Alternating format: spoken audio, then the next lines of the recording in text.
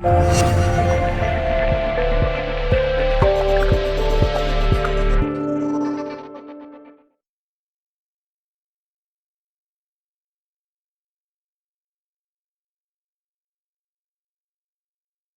was from a drug overdose. What I did was I did a stupid thing. I got something from one of my friends, and he said it was some kind of cocaine. I did not hear the crack part of the cocaine. I just heard the cocaine. He brought over this brown rock. It looked just like crack cocaine, and I didn't know what it was then. And I heard cocaine, so I crushed it up and I snorted it, which you're not supposed to do. You're only supposed to smoke it. Snorting it will kill you, like killed me. Um, well, after I did it, I woke up in the house in this chair, and I could feel my body working. I could feel everything going, the blood going through my veins and everything. And my body made this kind of a song. It was a tone.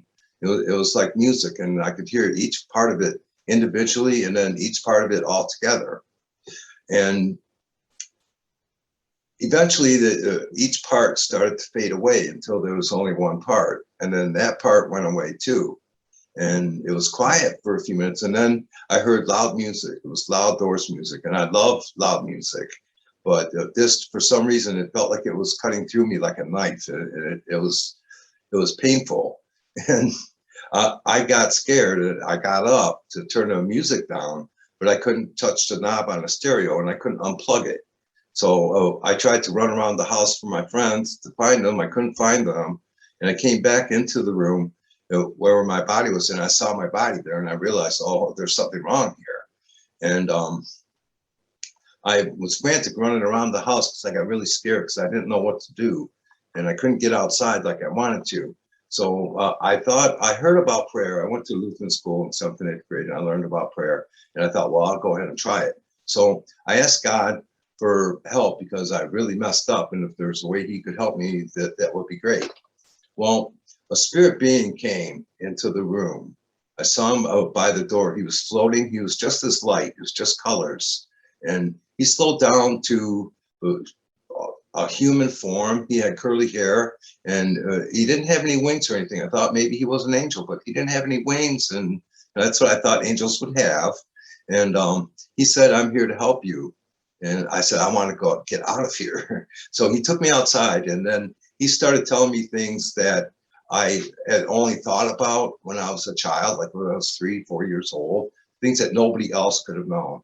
And he proved that he's been with me the whole time. And he said that we could go anywhere that we wanted to go now. And I thought, I didn't know where to go. So I thought, well, how about 7 wonders of the world? And he laughed and he said, I'll take you to some of them. And next thing you know, we were in Egypt. And I could see we were by the pyramids, and I could see the pyramids. I could see their gold tops, and everything was all in the ancient times. And then I saw the same city, the same area as it was in current times. And Bob told me that the pyramids have a place so far as the energy that works with the planet, the energy the planet has and how it transmits and receives it. The pyramids are part of that. And I also saw there that I had a life there. And I was a kid, and I did something bad. I'm not sure what it was. They won't let me remember it, but I did something bad there. And I asked about how I could see everything, and he said that's what all time is. And then after that, we flew over the Pacific Ocean real slow, and I could see the energies from all the countries. It was like a glow. It was like the aura pictures that you see that you can get taken. It was like that, and each country you could tell there was a different kind of glow. Okay, and then I learned that there were energy places in those places, and there's energy places that are in the ocean too. And then we got to the United States. We got to the Southwest, and I could see the energies there, and the energies of the cities were like way different than the other ones. And I saw the Cascades, and I saw where there are mountains there that were all logged next to mountains that weren't all logged, and you could see how they stuck out, and their energy was totally different, not natural like the other parts. And saw the Southwest U.S. there. There was a energy place there, a big energy place, and we kept going, and I saw other souls that were with beings like Bob, and I saw other souls that weren't with beings like Bob. And I understood that those souls were souls that are stuck in between the light and the planet. And they called the planet Gaia too. And what they are, the reasons that they might be there is because they just like it here, or they know about the light and they don't want to go to it, or they don't know about the light. It could be for a lot of reasons that they're still here. Beings like Bob help those souls to go to the light. And this beings like Bob know how to look at the auras and determine what needs to be done to get that spirit to the light. And that's what they do. Well, I learned about those, and then I was wondering about the planet. He told me about the planet and what things that are going to be bad that are going to be happening to it, and that we have to change everything, what we're doing. And so he told me that, and then we went away from the planet, and I could see her aura, and I could see, and it was kind of like the pictures that you see from the satellite pictures, only the colors were more pronounced, and there was a sound that it made too. It was like a humming sound, and it reminded me of the sounds that were coming from my body when I was dying. Well, we went. I saw it, and I was in awe, and I wondered about the rest of the universe. And then I saw the star that I wanted to go to. It looked like a star from where we were, and we went flying towards that star. And on the way, we passed each of the planets in our solar system. Each one of them had auras. Each one of them had their sounds that they made. And I understood that there were souls that lived on each one of them. Then we got to the star, and it didn't look like a star anymore. It looked like a circle that was sucking things in, and there was blue on the other side of it. I wanted to go there. That's where I still want to go there. But Bob said that he wanted to make sure that I was ready to go there before I went. And so I didn't know what to do. And then I thought about, well, what about God? What is God? And Bob told me that, I named him Bob. It's easier to tell the story. And, Bob told me that there are masters, great masters who are teachers who teach people to learn how to live on the earth. He said that there were several of them. And then he showed me a master entity that was all energy. It was all white. And then it slowed down, and it turned into the picture that I saw on the wall at the parochial school that I went to. And I didn't know what to make of it. And he turned back into his light, and he surrounded me, and he told me, tell them to love one another and all will be well. And then he left. After that, I could see all of the planets all in a line. I could see all their auras all together, and I could hear all their songs all together. It was the most beautiful thing that I ever saw, even now. But after that, I didn't know what to do. I just, I didn't really have any questions. I didn't know what to do, so I let Bob decide where to go. Well, we went past the planets again, and we went to this ascended city that was near the planet. And I could see the souls going back and forth from the planet to the city where I was at. We came down in the city. There was a square. There was like a well in the center, and there were buildings to my right and to my left.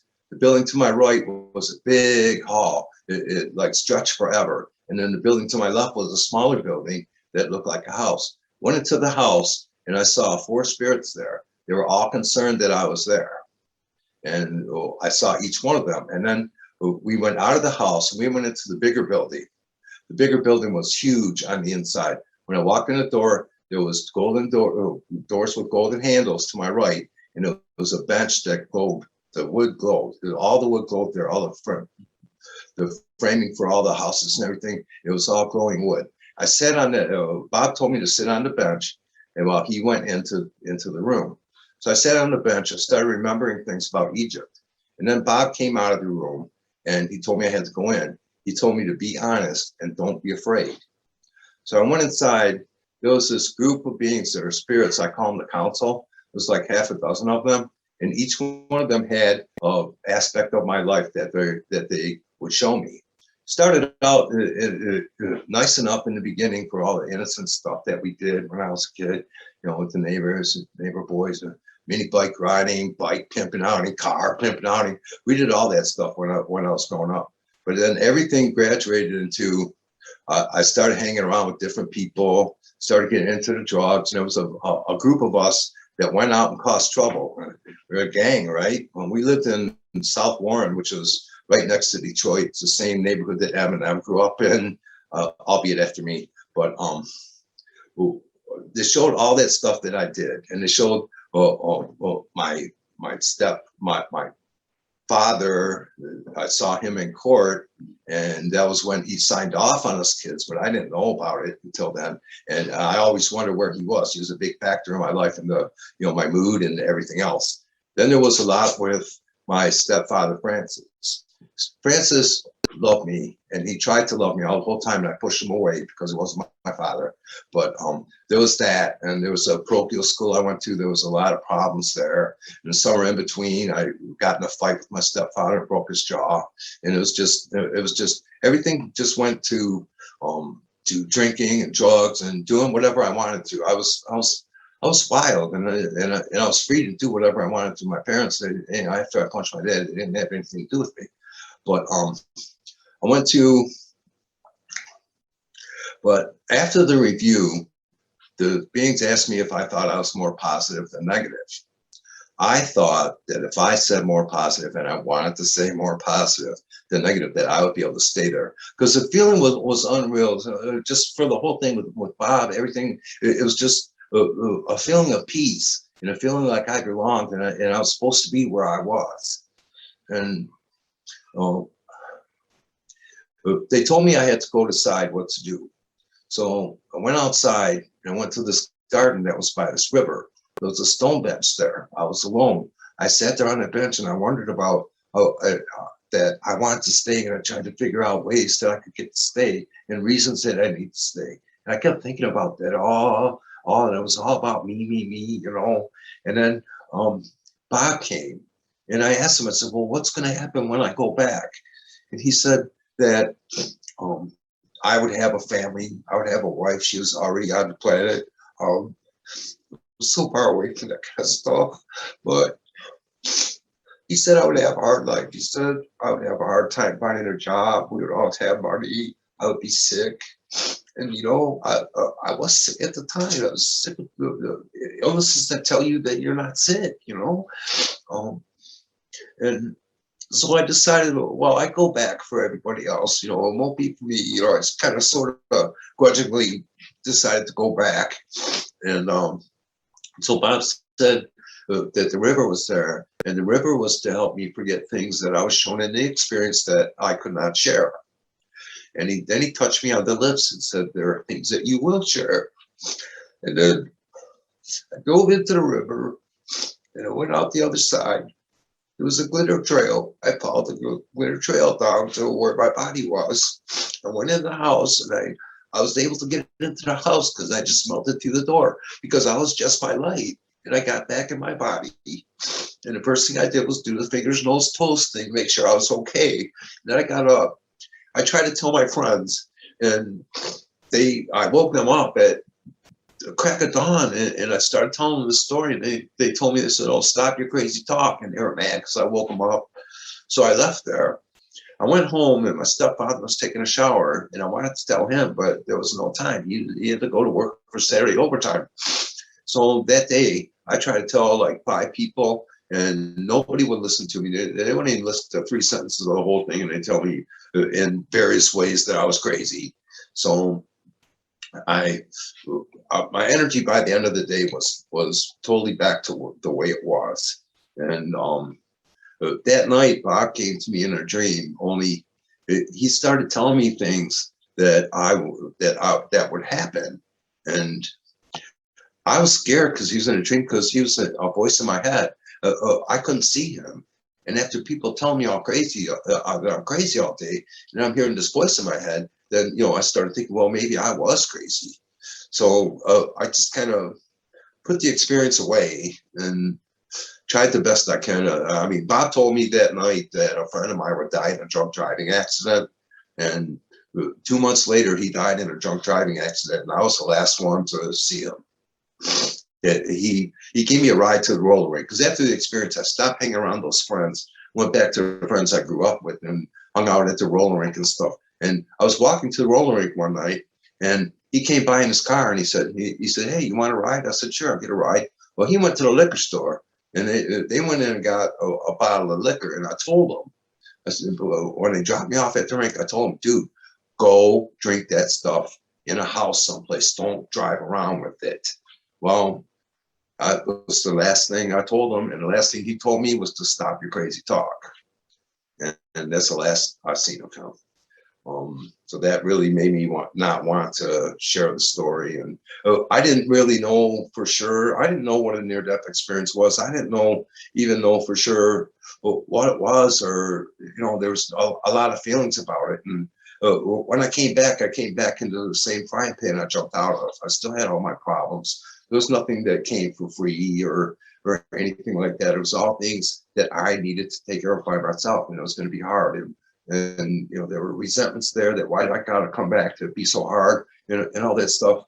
But that's how it was. I mean, back then in 1979, there was no computers. There were nobody that I could go meet. My little sphere of influence was really small, limited to like 2 square miles. I didn't know how other people lived or anything like that. But I had this, and I didn't know if I was supposed to share it. I shared it with a woman who I did marry, and she was okay with it. So that was kind of a required thing. But that's my experience. There's a lot more to it in my book.